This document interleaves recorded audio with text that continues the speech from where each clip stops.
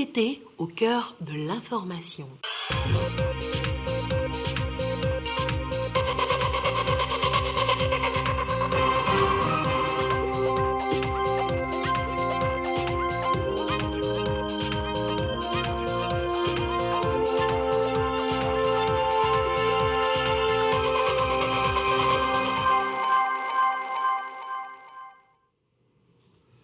Il est l'heure du journal sur la télévision togolaise. Madame, Monsieur, bonsoir et voici les titres de cette édition.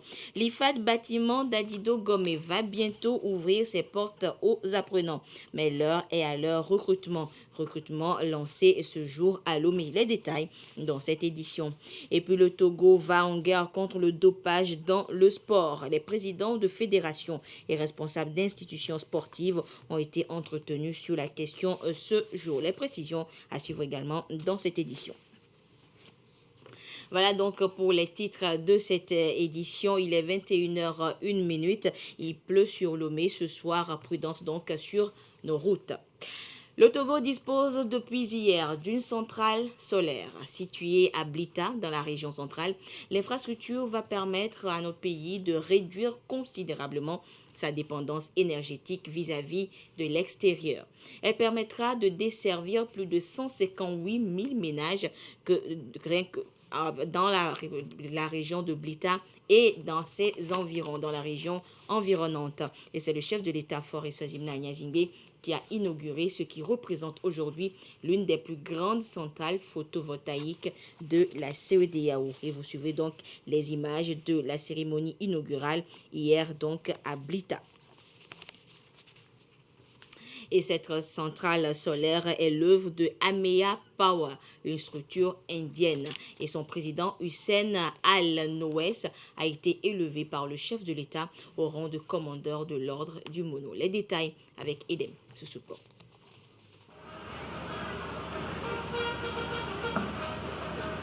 Le Togo honore un partenaire de choix qui l'accompagne dans son ambition de réduire considérablement sa dépendance énergétique vis-à-vis de l'extérieur. Hussein Al-Nowes, président d'Amea Power, est fait commandeur de l'ordre du Mono par le président de la République, Faure Eswazimna Nyazingbe.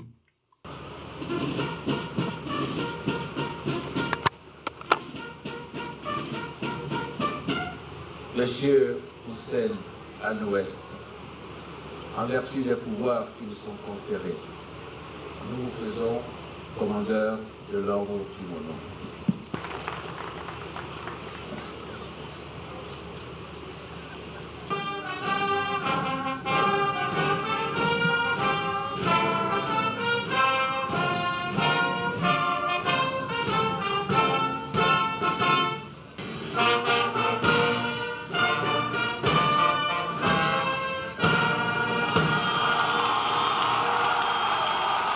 La centrale construite à Blita apporte une contribution essentielle à l'ambitieux PND, Plan national de développement 2018-2022 du Togo, qui vise à atteindre l'accès universel à l'électricité d'ici à 2030 et à accroître la part d'énergie renouvelable dans le mix énergétique à 50%.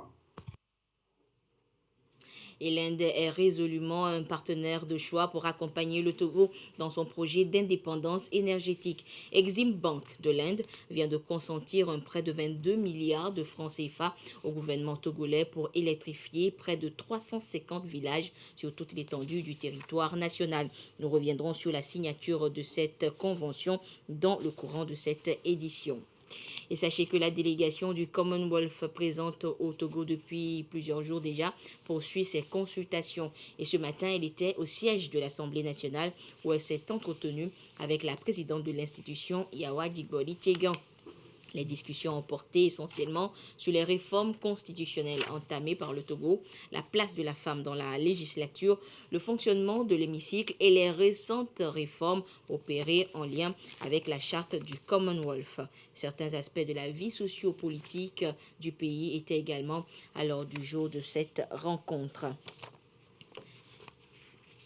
Et toujours dans l'agenda donc de la délégation du Commonwealth, elle a rencontré cet après-midi les organisations professionnelles des médias, histoire de s'imprégner de l'état de la liberté de presse dans notre pays. Le compte rendu avec Solange Amandé, la voix de Marie-Ange Bida. D'un côté, la délégation du Commonwealth et de l'autre, les organisations professionnelles de la presse. Au menu des échanges, l'état de la liberté d'expression au Togo, le rôle et l'exercice du journaliste sur le terrain, des sujets longuement évoqués par les deux parties. Il faut noter que depuis quelques années, au Togo, la presse a acquis beaucoup de liberté. La presse travaille dans un environnement plus aisé que ce qu'on avait connu. Donc, nous avons essayé d'expliquer ces conditions de travail à la délégation et nous avons aussi profité en tant que citoyens togolais pour parler du désir que les Togolais ont pour adhérer au Commonwealth, qui est un grand marché de plus de 2 milliards et un débouché pour notre pays. L'annonce de l'adhésion prochaine du Togo au Commonwealth est déjà beaucoup commentée par la presse togolaise, qui espère beaucoup en cette relation Togo-Commonwealth. C'est une très bonne chose d'avoir beaucoup de partenaires. Parce que si je prends l'exemple d'un marché, si vous êtes monopoleur, si vous n'avez qu'un seul partenaire, il vous dit des lois. Mais si vous avez plusieurs partenaires, vous avez à faire des choix. Donc, et si vous faites un petit sondage, nous en tant que journalistes, nous l'avons fait, c'est toute la population qui attendait cette adhésion du Togo au Commonwealth. Et vivement que les efforts puissent aller de l'avant pour que le Togo soit accepté parmi les pays du Commonwealth. Cette mission du Commonwealth prend fin ce soir. Demain, la délégation repart de Lomé, direction Londres. Les communes du Togo sont lancées dans une dynamique de coopération internationale. Maires et élus locaux des 117 communes du Togo sont depuis ce matin donc en forum d'échange et de partage d'expériences sur justement la coopération internationale des collectivités territoriales. De quoi est-il question? Des précisions avec ce reportage signé Marie-Chantal Gbogbo et Carmen Madjé Akapo. Plus de 150 acteurs des communes du Togo et de l'étranger partagent leurs expériences pour aller vers une décentralisation réussie. Les 117 communes du Togo pourront, à travers ce premier forum national sur la coopération décentralisée, nouer de nouveaux partenariats avec les collectivités étrangères pour une mise en œuvre efficace des actions de développement au niveau local. C'est une initiative de la fêtière des communes du Togo en collaboration avec le programme Décentralisation et gouvernance locale de la GIZ. Au nombre des instruments dont disposent les collectivités territoriales pour mener à bien leur mission, il y a ce qu'on appelle l'action internationale et en particulier la coopération décentralisée. Donc c'est quelque chose qui est né de l'amitié, des relations parfois entre personnes, parfois de la similitude entre certains terroirs. Mais une fois que c'est né, il faut la systématiser, il faut la faire passer par un moule méthodique et structuré pour pouvoir lui permettre d'obtenir des résultats. L'Union européenne est entre autres partenaires qui accompagnent le Togo dans son processus de décentralisation. L'Union européenne espère voir se dessiner une politique togolaise de décentralisation articulée dans le long terme, assortie d'une stratégie de mise en œuvre échelonnée et budgétisée qui clarifierait pour les citoyens et tous les acteurs et partenaires la répartition des compétences entre l'administration centrale, les services déconcentrés et les collectivités locales. Le processus de décentralisation au Togo est encore confronté à de nombreux défis. Pour le gouvernement, la coopération décentralisée pourrait offrir aux collectivités locales d'autres opportunités de mobiliser plus de ressources. L'événement qui nous réunit ce matin est donc capital pour nos collectivités territoriales. La coopération décentralisée est un partenariat entre communes togolaises et collectivités territoriales locales étrangères, qu'elles soient bilatérales, multilatérales, horizontales ou verticales. La coopération décentralisée constitue l'une des voies de développement de nos collectivités locales. La ville d'Atakpamé expérimente depuis 1958 la coopération décentralisée. Des relations concrètes ont été faites à partir des besoins exprimés par les populations. Le processus de décentralisation enclenché au Togo fait face donc à de nombreux défis et les acteurs doivent trouver de nouvelles stratégies pour développer leur commune. Et la coopération décentralisée se révèle donc aujourd'hui comme une solution efficace. Qu'est alors la coopération décentralisée et quelle est son importance dans l'amélioration des conditions de vie des populations? Les réponses dans ce dossier signé Carmen Madji. Depuis juin 2019, le Togo a fait un grand pas dans son processus de décentralisation avec l'élection des 1527 conseillers municipaux pour la gestion des 117 communes. Mais les collectivités territoriales font face à de nombreux enjeux et défis dans la mise en œuvre des actions de développement. Les changements climatiques, l'accès à l'énergie et le développement économique, entre autres, restent des domaines qui nécessitent des investissements. La coopération décentralisée semble être une piste de solution. La coopération décentralisée n'est rien d'autre qu'un moyen de mise en commun pour permettre à des collectivités de pouvoir maximiser des efforts avec d'autres dans une forme de mutualisation pour pouvoir bénéficier des apports, des appuis, aussi techniques que financiers, pour le rayonnement de ces communes à l'international, puisque nous sommes dans un monde maintenant où les compétences doivent être partagées. L'intérêt des communes du Togo à entrer dans une telle coopération est immense. À travers un simple contrat de jumelage avec une ville européenne, américaine, peut se traduire concrètement par une aide conséquente à des institutions ou à des réalisations concrètes pour les populations de ces communes. J'ai été élu maire dans une commune en France. Cette commune, Évry, avait un budget pour la coopération décentralisée. Et ça s'est traduit pour nous par un des besoins les plus fondamentaux de la ville de Bamako, c'était le ramassage des ordures ménagères. Dans certaines communes, les salles de classe étaient beaucoup plus des abris de fortune qu'autre chose. Nous avions remédié à cela. Ça peut aller jusqu'à la soutenance des micro-projets de développement sur le plan commercial, sur le plan entrepreneurial. Ça peut être aussi sur le plan purement éducatif, scolaire, par la mise en place de bourses d'études permettant aux jeunes les plus méritants de ces communes de pouvoir poursuivre leurs études dans ces grandes villes qui seront partenaires de nos communes. La vision du gouvernement est ambitieuse. Le Togo sera bientôt, selon les experts, un pays structurellement transformé où tous les acteurs, y compris les collectivités locales, participent substantiellement à une croissance économique forte, durable et inclusive. Vous êtes titulaire du BEPC et vous avez 16 ans. Vous avez la possibilité de préparer votre bac professionnel à l'IFAD Bâtiment de Lomé. Le processus de recrutement des apprenants est lancé ce mercredi. Les précisions avec Edem Soussoupo. IFAD Bâtiment s'apprête à accueillir ses premiers apprenants. La toute première vague de recrutement s'étend du 23 juin au 7 juillet 2021. Cette vague sera formée en bac pro pour une période de 3 ans. Les candidats désireux de s'inscrire au bac pro doivent être titulaires du BEPC et avoir entre 16 et 29 ans. Pour cette première phase, nous allons former au bac pro spécialement. Il y aura bac pro gros œuvres et là-dedans, il y a tout ce qu'on formera pour la maçonnerie générale, la maçonnerie de structure et tout ce qui va avec. Il y a le bac pro conditionnement de l'air et froid et c'est tout ce qui concerne la climatisation. Et il y a le bac pro aménagement et finition, c'est-à-dire le carrelage, la peinture, plâtre et puis le staff. Et cette formation implique vraiment un schéma d'organisation pour sa mise en œuvre et surtout un suivi pour que la formation en entreprise soit réellement une formation et pas comme un stage que nous connaissons aujourd'hui en entreprise. La rentrée prochaine sera en août.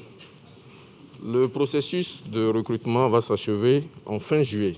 Les candidats retenus seront connus du grand public il faut remplir les conditions qui sont sur le site de l'AED. Il s'agit de remplir une fiche d'autorisation parentale pour les mineurs et également un dossier d'inscription. L'IFAD Bâtiment de Lomé dispose de 4 pôles de formation. Nous avons la finition et le second œuvre. Nous avons la menuiserie et métallerie. Nous avons l'énergie et fluide. Et nous avons la maçonnerie et le gros œuvre. 15 filières de formation au total sont prévues. 8 seront ouvertes à la rentrée 2021 et 2022. L'objectif de la formation dans les IFAD, c'est l'adéquation formation-emploi. Il faut former des jeunes capables de s'insérer dans le domaine professionnel et qui ont des compétences requises. Le directeur général de l'IFAD ainsi que les formateurs professionnels ont séjourné en France auprès de nos partenaires expérimentés pour acquérir le savoir-faire. Les candidats peuvent faire un dépôt physique au lycée d'enseignement technique et professionnel d'Anero Glidi, d'Atakpame, de Mango, de Sokolé, au collège militaire et Adema, branche technique Kara. Aux IFAD aquaculture et Lavagnon, élevage de Barkwasi et bâtiment d'Adido Gomé. La possibilité leur est également donnée de faire le dépôt en ligne sur le www.aed-ifad.tg. La fiche d'inscription est à télécharger sur le même site. L'IFAD Bâtiment permettra de former des jeunes pour répondre aux besoins des professionnels en BTP. Vers une meilleure gouvernance transfrontalière des ressources partagées du bassin du Mono. Durant 3 jours, des membres de l'autorité du bassin du Mono, Togo-Bénin, vont acquérir des outils nécessaires pour gérer de manière durable et équitable les ressources du bassin partagées par les 2 pays, et ceci pour prévenir d'éventuels conflits. Les détails avec Abidé Nyazingbe. Long d'approximativement 467 km et drainant un bassin versant d'environ 25 000 km², le fleuve Mono arrose le Bénin et le Togo. Sa gestion est partagée entre les 2 pays depuis 1968. Pour la durabilité de la ressource eau et la prévention des conflits, les membres du comité de gestion du bassin se retrouvent régulièrement pour échanger. C'est d'abord éclairer les participants sur ce que c'est que la gestion transfrontalière des ressources. Quand nous parlons de ressources, ce n'est pas seulement les ressources en eau, il y a aussi les ressources environnementales, les ressources foncières et les ressources connexes du bassin du Mono. Et il s'agira également, à la fin de cet atelier, que les différents participants, que sont les membres des comités nationaux du bassin du Mono au Bénin et au Togo, soient éclairés sur ce que c'est que le partage des coûts en matière de ressources en eau partagées. Par exemple, j'ai parlé du barrage de Nangbeto. C'est un barrage commun. Donc, c'est les 2 pays qui se sont mis ensemble pour construire ce barrage. Donc là, il y a le partage des coûts. Et également, les flux générés. La formation reçoit le soutien du projet Building River Dialogue and Governance. Le bassin accueille 3,5 millions d'habitants qui se repartissent de manière équilibrée entre les 2 pays, ce qui représente 32% de la population totale au Togo et 16% de la population totale du Bénin. Et je vous le disais en début d'édition, l'Inde est un partenaire de choix pour accompagner donc le Togo dans son projet d'indépendance énergétique. Exim Bank de l'Inde vient de consentir un prêt de 22 milliards de francs CFA au gouvernement togolais pour électrifier près de 350 villages sur toute l'étendue du territoire national. Les précisions avec Carmen Madji Akako. L'Inde réitère son engagement à soutenir le Togo dans son processus de développement. Un montant de 40 millions de dollars américains, soit environ 22 milliards de francs CFA, vient d'être mis à la disposition du gouvernement. C'est un prêt qui va servir à électrifier 350 villages par un système solaire photovoltaïque. Ce partenariat comprend non seulement l'extension des lignes de crédit soutenues par le gouvernement indien dans les domaines de l'électrification rurale, de l'agriculture et des lignes de transmission, mais aussi des programmes de formation pour le renforcement des capacités dans le cadre du programme indien de coopération technique et économique high-tech. high-tech. Ce projet s'inscrit dans la droite ligne de la stratégie d'électrification du Togo et cadre parfaitement avec le plan national de développement PND et la feuille de route Togo 2025 dans son axe 1 selon le ministre de l'économie et des finances. Ce choix de doter notre pays de systèmes solaires photovoltaïques prouve à suffisance que le Togo est résolument engagé sur le chemin du développement et les efforts du gouvernement sous l'égide du chef de l'État se poursuivent pour une augmentation de la couverture énergétique de notre pays afin de parvenir à l'indépendance énergétique. Les résultats tangibles attendus à la fin de ce projet sont notamment l'installation de 2000 systèmes d'irrigation solaire, l'électrification de 500 écoles, l'installation de 500 systèmes de pompage solaire pour l'adduction en eau potable. Je voudrais exprimer ici toute notre gratitude au président de la République, son Excellence M. Faure Essozina Gnassingbé, pour son leadership et l'attention particulière qu'il accorde à la mise en œuvre de la feuille de route gouvernementale 2020-2025 pour le bien-être des populations. Cette ligne de crédit constitue le 3e projet d'électrification rurale financé par le gouvernement indien. Le premier, qui a permis d'électrifier 39 villages, a été achevé en 2014 et le second, couvrant 150 localités, est en phase finale de mise en œuvre. Santé à présent avec une lutte qui suit toujours son cours. Il s'agit de celle contre le paludisme. Oui, le paludisme tue. Et dans la région centrale, la campagne de prévention saisonnière contre la maladie, la prévention donc des enfants, a officiellement démarré. Les précisions avec Désiré Aloï sur place. Une administration de l'amodiaquine, plus sulfadoxine, pyrimétamine au petit Richard pour le traiter et le protéger contre le paludisme, une cause de mortalité infantile. Dans la région centrale, la mise en œuvre de la chimioprévention du paludisme saisonnier démarre. Des enfants de 3 à 59 mois vont prendre cette dose pour se protéger. Je suis très contente parce que c'est pour prévenir mon enfant du paludisme. C'est ce paludisme-là qui tue beaucoup nos enfants ici, dans nos milieux ici. Et que toutes les femmes qui ont des enfants de ce stage-là, on nous a dit que c'est à partir de 3 mois jusqu'à 59 mois. Donc ces femmes-là n'ont qu'à accepter pour qu'on puisse leur donner ces médicaments-là pour nous protéger, pour protéger nos... Les régions centrales, Kara et Savane, sont concernées par cette chimioprévention du paludisme saisonnier. C'est un cycle qui dure 3 jours. Le premier jour, l'enfant prendra un comprimé d'amodiaquine et un comprimé de sulfadoxine pyrimétamine. Et les 2 derniers jours, il va prendre un comprimé d'amodiaquine.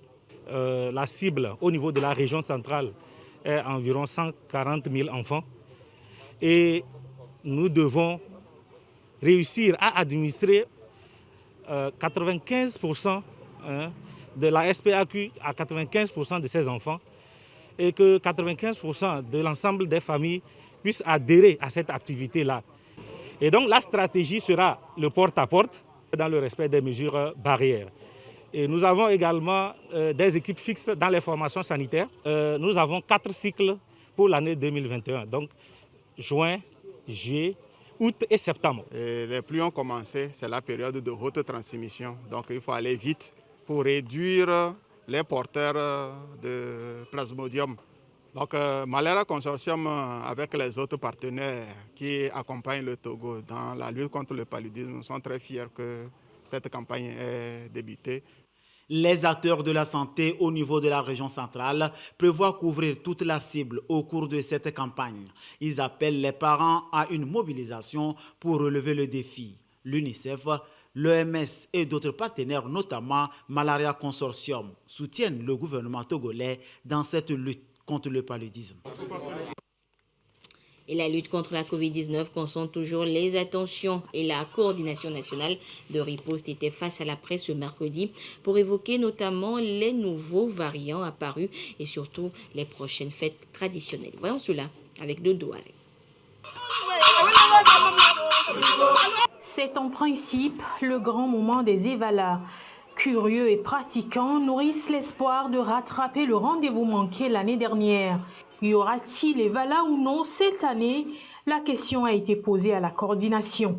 Ça fait partie des activités au niveau du ministère du Tourisme et de la Culture qui organise cela, qui doit veiller à cela et qui, s'il veut que ça se passe, doit nous soumettre un dossier.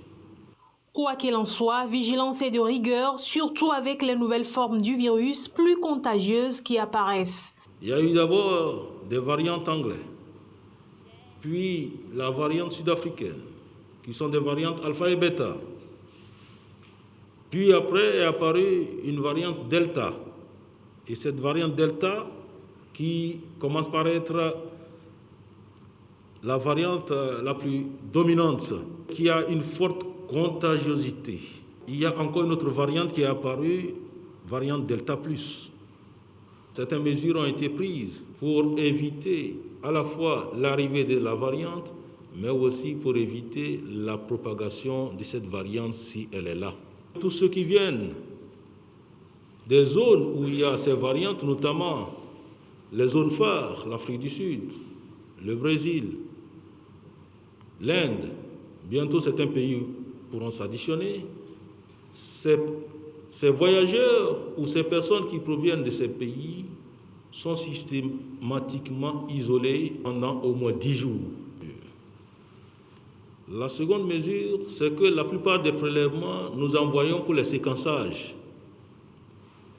pour observer l'apparition des variantes et prendre rapidement des mesures pour circonscrire s'il y a une variante qui apparaît. Et la troisième mesure, le respect des mesures barrières.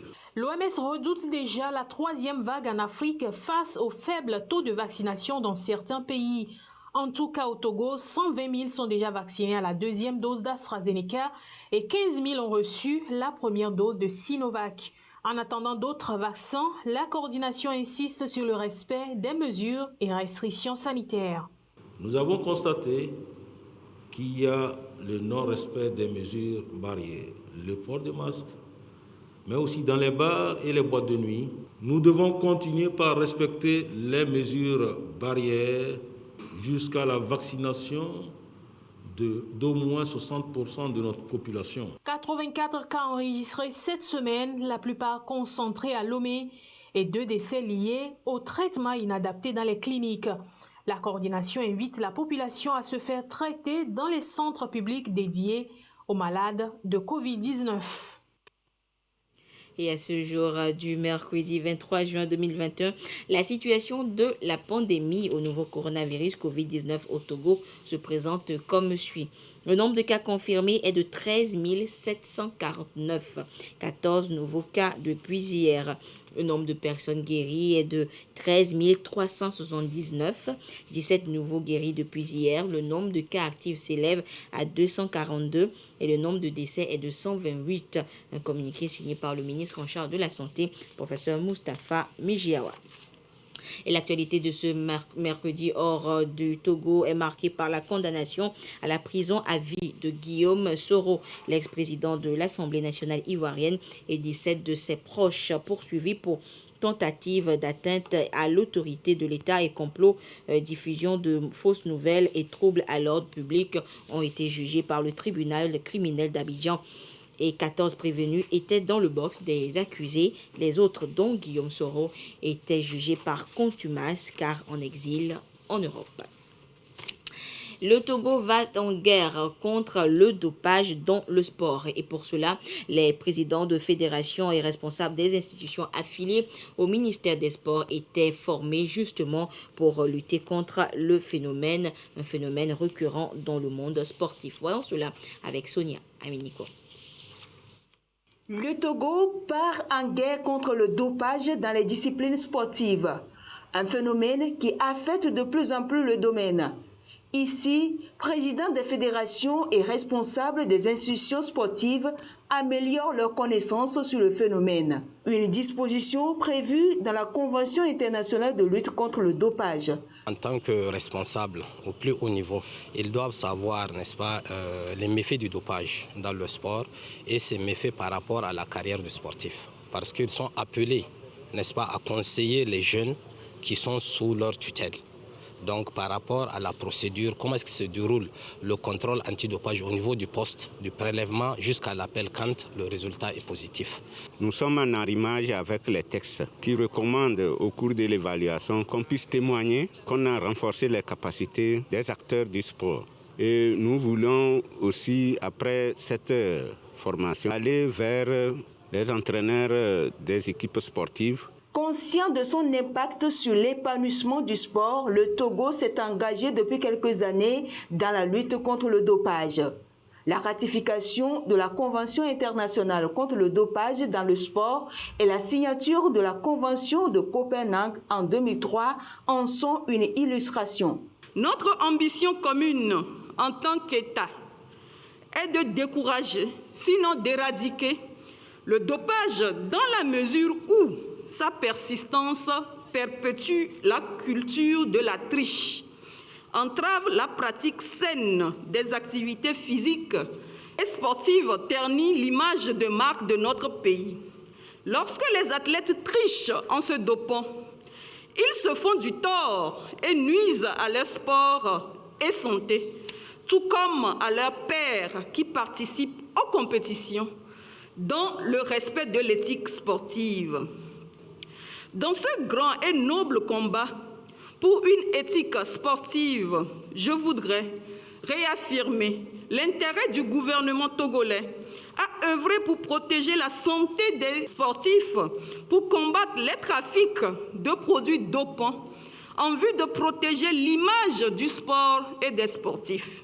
La présente rencontre vise non seulement à intensifier la lutte contre ce fléau, mais aussi favoriser la pratique d'un sport sain et contribuer à combattre la triche dans la pratique du sport.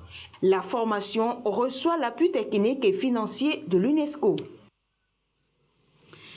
Le président du comité de gestion du Fonds d'aide à la culture FAC rappelle à l'attention des artistes et promoteurs culturels que l'appel à projet lancé est paru dans le quotidien national Togo Presse numéro 11045 du 26 mai 2021 sera effectivement clôturé le 30 juin 2021. Passé ce délai, aucune dérogation ne sera acceptée.